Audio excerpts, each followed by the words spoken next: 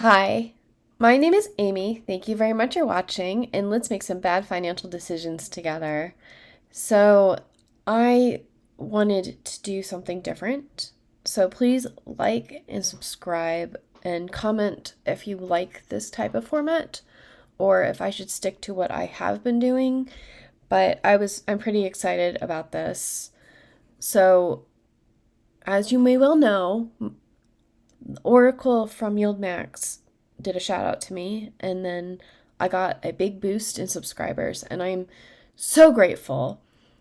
But the stock dog of the Philippines also did a shout out around the same time, and I have been meaning to watch his videos and reciprocate, and I would like to continue doing this type of thing where not really like I don't want to become a review channel, but I think it's important to, talk about smaller creators. I am a smaller creator right now, but like as I grow, just to put things on people's radar that they may not have had before because the YouTube algorithm likes to reward people that are already huge because they've proven that they have valuable things to say and the algorithm doesn't want to be wrong. But I really think it's important to support smaller creators too as we all grow together. So I did watch a few of his videos, and he is an expat living in the Philippines. And it made me a little nostalgic for when I was an expat when I first graduated college. And when you live in a foreign country, sometimes living in all of the otherness, like all of the culture and the language and the systems and everything that you're not used to, it really makes you appreciate the other foreigners, the ones that like I just when I was living abroad, I needed at least like a weekly respite of hanging out with the other expats and finding the commonalities between you and people that are familiar with your culture and really creating community. And even if in the United States we wouldn't have really been friends because we don't have a lot of similar interests, like we worked at finding common things to talk about and worked at making a community. So I'm really glad that his channel is a combination of what he's doing with his trading and slice of life because I really do enjoy the interactions between him and his SO. For example, he asked her, "Why do you always ask me if I've ate?" And that reminded me of there's a greeting in China. They say "你吃了吗?" and it means "have you eaten?" That had its beginnings as a greeting during the Cultural Revolution when there was a famine. And so they were asking legitimately, like, have you eaten? But now it's more like a reflexive type greeting. So I don't know if the Philippines ever had like a cultural thing like that where like there wasn't enough food, but and now people ask if you have food, or if it's literally just a greeting, like his SO explained. But I found it interesting that like there can be similarities in cultures like that. Anyways, um, I do agree that overall, YMAG is the better fund to be in. And that doesn't mean that I'm invested in YMAG. I am invested in YMAX because we're called bad financial decisions, and I don't have to spend too much time trying to convince you that what I did was a good idea. By the way, all of this is my own opinion, and none of this is a financial advice. If you do wind up going to the stock dog in the Philippines, tell him that Miss Roundhill sends her regards. But I was also watching his random talking about life video Yieldmax in the channel, and I do sympathize with him feeling burned out on YouTube. I think that your first 1,000 subscribers is the worst. It's the slowest. You don't have the momentum. He barely has 1,000. He just got over the threshold to be able to have ads to be monetized on his channel. So I understand that, you know, he's burned out right now, but I hope that he's able to find a way to communicate on YouTube and not be burned out, and to continue giving a slice of life and his trading strategies and stuff. So one thing though is, during the random talking about life, he was talking about how Yieldmax is for the lazy, and that if you invest in something where your NAV is eroding and you have less money and you have to do a bunch of mental gymnastics to convince people that this was the right move, then you would have been better off if you had just invested in the underlying, full stop. And some parts of that statement I disagree with, and some are hard to refute. I think, particularly with Defiance, when the NAV really is going down, when the underlying is, you know, going up and to the right, when you then have to say, like, sure, my NAV is depleting, but if I reinvest this 100% yield, then I'm up 40% overall. It is a strategy. It's just not my personal favorite strategy. And I did have to pause the video and look, because not too long ago, I had told you how I had bought a lot of shares of MSTY at around $30 when I first got in July. I was impatient. And then for the longest time, I was underwater in MSTY, but Bitcoin was going down, and it follows the underlying, which is fine. But I averaged down, and I think at this point, when it was at $19, I was about $3,000 in the hole, and like, it was fine. I kept buying, but now my average cost is $25.48, and it's worth $26.22. So I don't have to do a lot of mental gymnastics to say, like, this is an okay buy, because I'm up $432 without reinvesting. So this is an example of, it's just following the underlying. It's not NAV erosion. When Bitcoin goes up, MSTY goes up, and Bitcoin is volatile, which is how we get all the premiums. So I am okay with this, but it actually, I've been trying to ignore that I have this much invested. Like, in general, I only have, it's going up. So I have $27,000 in this brokerage account, but $15,000 of it is in MSTY. And that is over leveraged in MSTY, and I will own up to that, but I'm not going to change anything about it for now, because I am in particular focused on getting the most income that I can with the amount of money that I have. Like, I want to have the least amount of capital invested to get the maximum amount of yield. But this did make me pause, because, like, if you go to MicroStrategies, it's $175 per share. And to own 100 shares, that's $17,000. That is not that much different than what I have in this. And so that made me do math, because for me, Yieldmax, it's not really for the lazy, it's for the poor. Like, so I'm not arguing that in an ideal world where I have enough money and I'm not under any constraints for earning income, like stacking MicroStrategies, MSTY, and a leveraged MicroStrategies would be the best strategy. And this arrow would we would have a kind of a dividend wheel going on at whatever time. So if I had more money, like this is what I would want to do.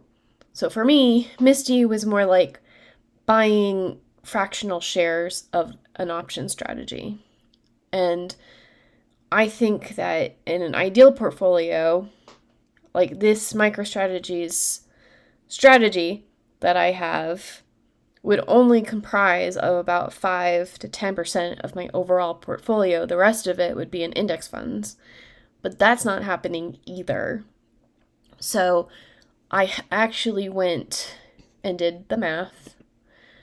And let me tell you that there are so many ways to manipulate this. We could do calls or strike prices that are closer or further away. We can choose later timelines. We can do closer. Like, I just wanted to get a basic understanding and comparison for when I sell a put and when I sell a call. So if I took, when I get to $17,000 in MSTY, if I just sell MSTY and buy MicroStrategies, and then immediately, or when I go to get 100 shares of MicroStrategy, if I sold a put, right now it would be at $17,000, I could get $430 for that premium. And since they do MicroStrategies weekly, I could, once it expires, I could roll it over, but like once it expires, I can do another one. So that would be about $1,720 per month. But MSTX, which is the leveraged option for MicroStrategies, then this is only quarterly because it's not as popular or doesn't have as much trading volume, but like someday maybe. But for that, I could get about $950 per month, but each contract is only $3,000 as opposed to $17,000. So I can get 5 contracts for the equivalent cash amount as MicroStrategies, because it is a 1.75 leverage. Technically, if I get assigned and then it goes up, maybe I would have more than if I just owned MicroStrategies. But the thing with leverage ETFs is, well, first of all, you have to buy, double down, get in, go all out when they are really down. And that's when you get the most like momentum and get the most out of using leverage. But it works the other way too, but also since they reset for the most part daily, you're not going to get 1.75%. You're going to get like 1 dot something % more than MicroStrategies. So over a long period of time. Anyways, BITO is not a MicroStrategies play, but it is a Bitcoin play. And right now, they're about 1/10 of the price of MicroStrategies, which means I can do 10 contracts instead of 1 contract. And it's also weekly. So I would be, when I'm selling puts, and if I use the equivalent amount away and the time, it would be about $1,240 per contract if I just do it weekly and let it expire and don't do any like weird rollover stuff. And then for Misty, I don't need to buy 100. I can buy one share at $26. We can change that to 26, 27, 28, like whatever you want to do. And then if you look at the premiums, like they've been paying a lot of money. And I just chose $1.85 because that was the last one. But like you could change this to like $2 and say like my cost basis is 29. So then it's slightly less than BITO, but I didn't have to buy 500 shares. Like I don't have to buy an even amount of shares. I can have a fractional amount of Misty and it's the equivalent options. So I've heard that at any one time, like if you look at this, if I have MicroStrategies, only 10% of this at any one time should be in an option.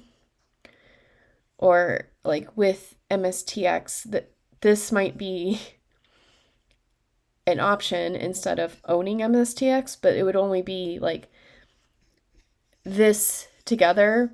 It should be 90% MicroStrategies and 10% MSTX.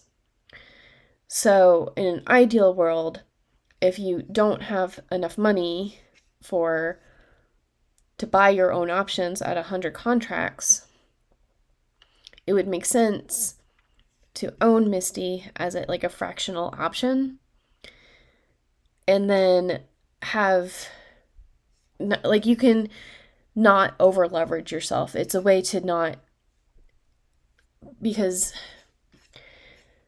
how do I say this? Let's say you can have one contract of MicroStrategies. That's the amount of money that you have in your account is between $17,000 and $19,000. So you just happen to have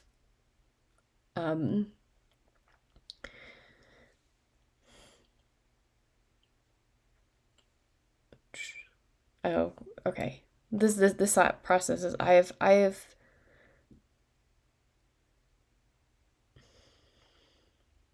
have just been assigned the call strategy that I did. So I have cash, but no shares. So I have to sell a put to get shares back.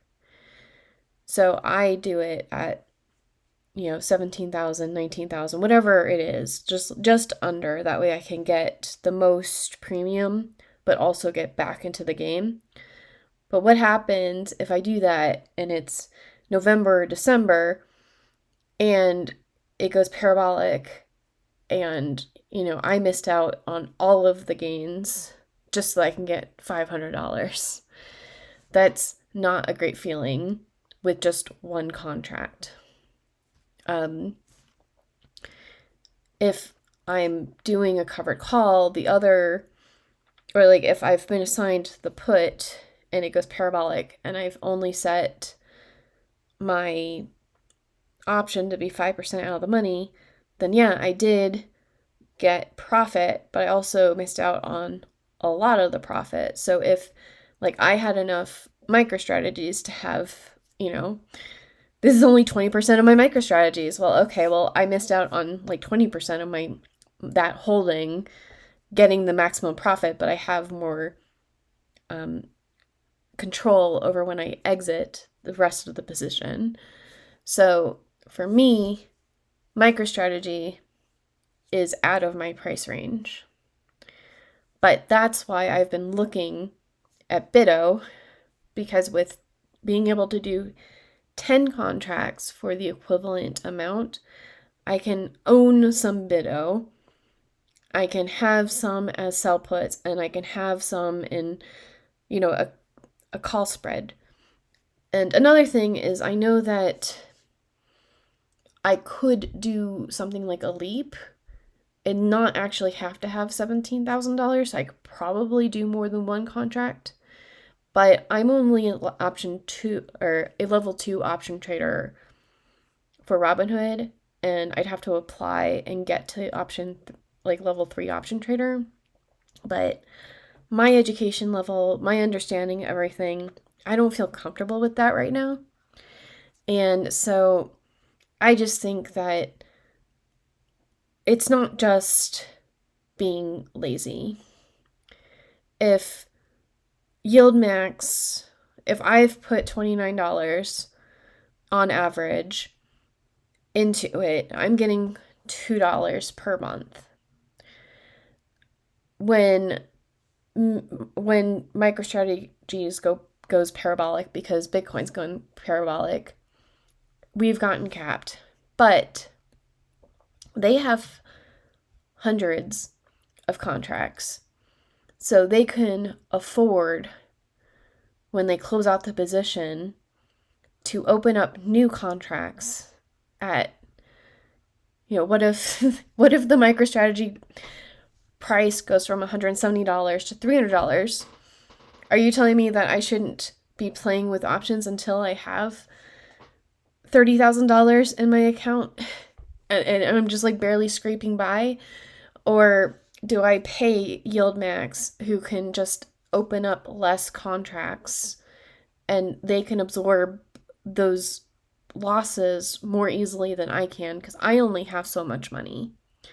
And so buying into Yieldmax is helping my risk management, and in theory helps me with not being over leveraged in options in general. But I do acknowledge that I do need to consider at some point when I've